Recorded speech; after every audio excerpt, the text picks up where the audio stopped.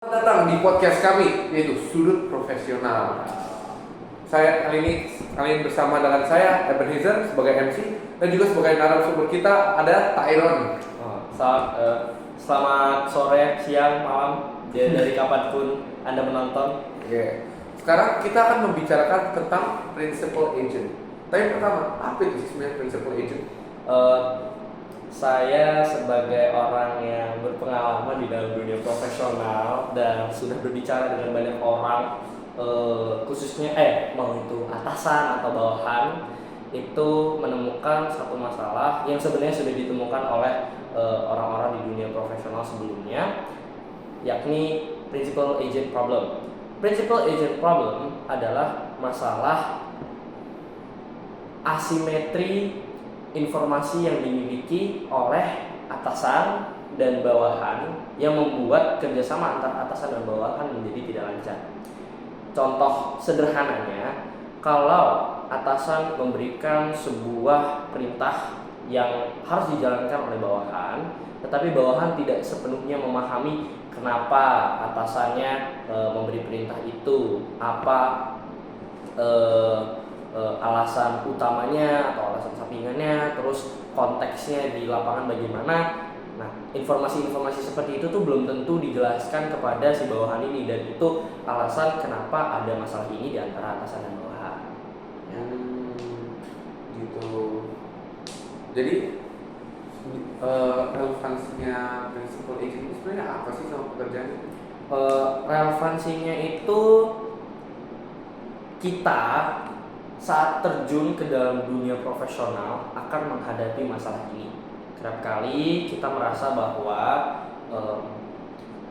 perintah yang bos kita atau manajer kita atau intinya atasan kita berikan kepada kita itu malah menjadi tetapi perintahnya itu kita rasa kurang realistis, dan itu akan menghambat kita untuk berperforma dengan baik di dunia profesional. Dan ini juga menghambat kinerja di seluruh perusahaan di seluruh dunia. Karena kalau misalnya nggak ada kerjasama antara atasan dan bawahan, bagaimana sebuah perusahaan bisa terus berjalan gitu ya? Oke, betul. Tapi kalau contohnya contohnya ya, atasan mau kasih tugas, kan emang kadang-kadang ya kalau tugasnya bilang nggak realistis, bukannya malah bisa macam kayak tantangan untuk bawahannya kan itu juga termasuk dengan SOP-nya sendiri kan. Itu emang tugas jobnya dia. Jadi apakah itu sebenarnya salah? Enggak terlalu, karena emang itu yang seharusnya dilakukan. Perintah dari atasan itu kita asumsikan atasannya ini benar deh. Kita ambil contoh yang benar. Atasan yang benar, yang profesional adalah atasan yang sudah mempertimbangkan pekerjaan di lapangan itu bagaimana, dan kalau dia sudah mempertimbangkan, tentu perintahnya akan berkualitas, perintahnya akan tepat sesuai dengan tujuan daripada pekerjaan mereka. Jadi kayak contoh, kalau security mereka itu pekerjaannya adalah untuk satu, mengatur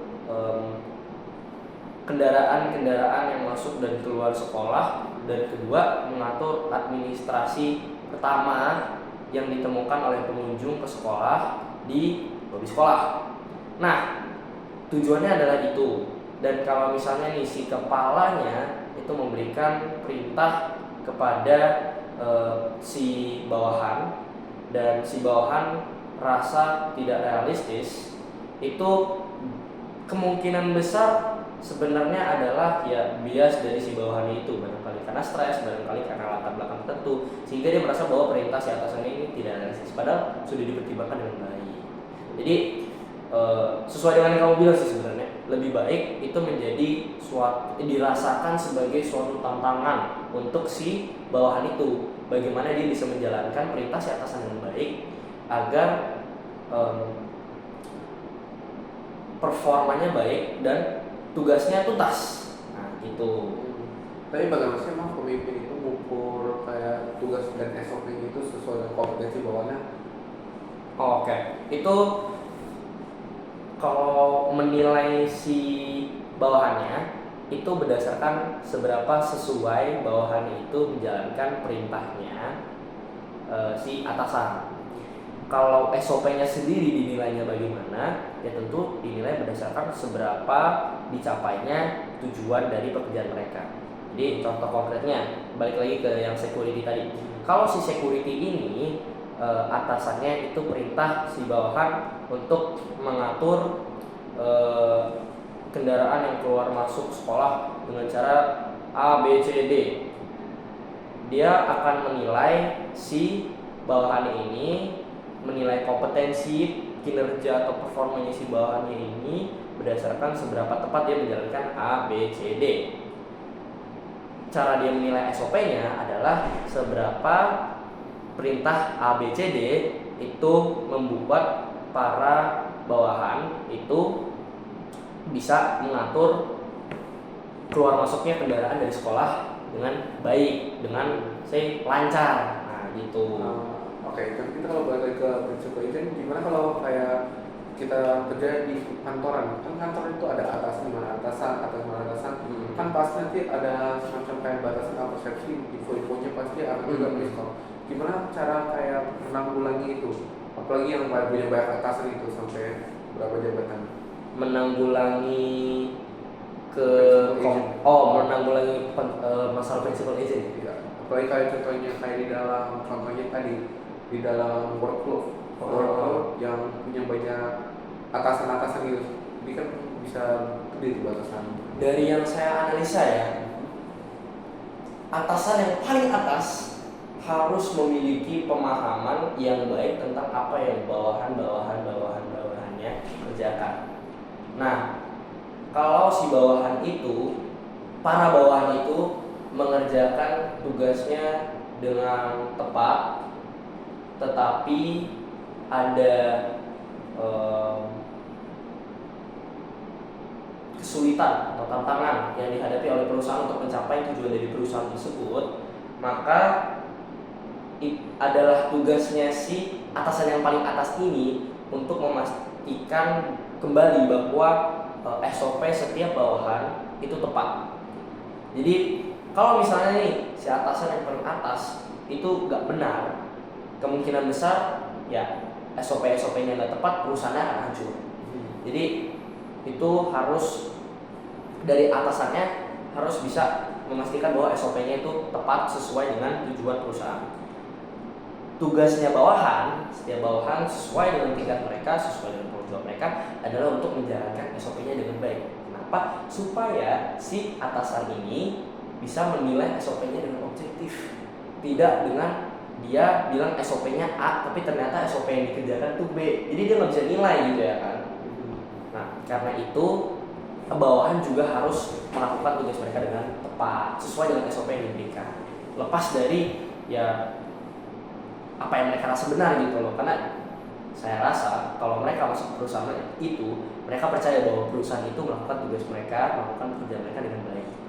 Oke, tapi kan kalau contohnya kita ngomongin secara objektif, kan tadi tahu nggak sih itu nggak subjektif. Gimana kalau kayak contohnya critical condition, kayak orangnya lagi sakit atau orangnya lagi stres, capek, yang masalah-masalah yang bisa dianggap rasional. Bukan dari itu seharusnya seperti komunitas ya, bukan hanya sebagai hidup untuk mendapatkan uang aja gitu. Itu benar. Itu adalah kasus khusus.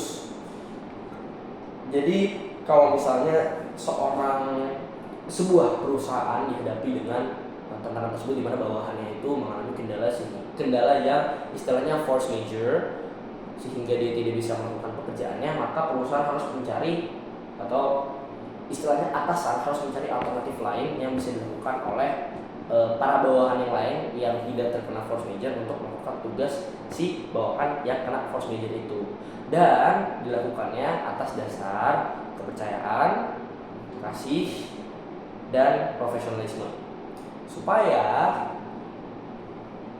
perusahaan masih bisa melakukan pekerjaannya dengan baik sekalipun ada bawahan yang kena force majeure sehingga dia tidak bisa melakukan pekerjaannya, dan saat bawahannya kembali semuanya bisa kembali seperti semula. Yang itu mereka saling membantu gitu ya. Iya. Gak boleh perusahaan itu menuduh si bawahan ini tidak bisa bekerja karena dia itu tidak bisa bekerja karena force major. Kan force major itu nggak bisa di diapakan lah ya. Iya, nggak bisa diapa-apakan lagi.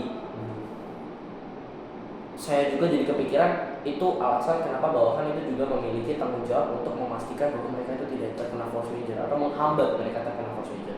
Dengan demikian, perusahaan itu tidak harus melakukan perubahan-perubahan yang besar gitu. Istilahnya begini, kalau misalnya nih timnya tuh masih kecil, perusahaannya masih kecil, dan setiap anggota yang di bagian paling bawah itu masih sangat penting. Kalau misalnya orang ini kena sakit atau kena penyakit yang bahkan mengancam nyawanya, nah itu tuh harus dinilai. Yang pertama, dia itu berusaha untuk menghambat force major itu atau tidak gitu. Baru para para atasan itu bisa menilai apakah dia ini sebenarnya kompeten atau enggak. Bisa coba simpulkan aja ya. Tadi itu. Jadi prinsipal agent itu kan adalah masalah di dalam perusahaan di mana atasan sama bawahan itu komunikasinya kurang dan sehingga bisa informasinya beda ya. Jadi imbalance antara kedua tersebut. Dan kalau kayak perusahaan kayak gitu kan susah ya untuk maju karena nanti kalau contohnya atasan terlalu paksa, bawahan bisa demo, tapi kalau kita bawah atasan juga terlalu baik, pasti bawahan jadi malas gitu. Jadi harus ada komunikasi yang jelas, transparan kepada atasan bawahan supaya mereka bisa menjalankan tugas-tugas ya. Atasan yang membuat SOP secara objektif ya, dan secara nasional juga tergantung dengan kebawahan mereka. Tapi juga bawahan juga harus menjalankan SOP yang sudah diterapkan oleh pemimpin. Jadi seperti itu ya. Iya benar. Oke. Mau tambahan lagi? Saya pikir ini juga menjadi pelajaran bagi kita sebagai seorang pekerja di dunia tenaga kerja. Di dalam ketenaga kerjaan saya melihat kerap kali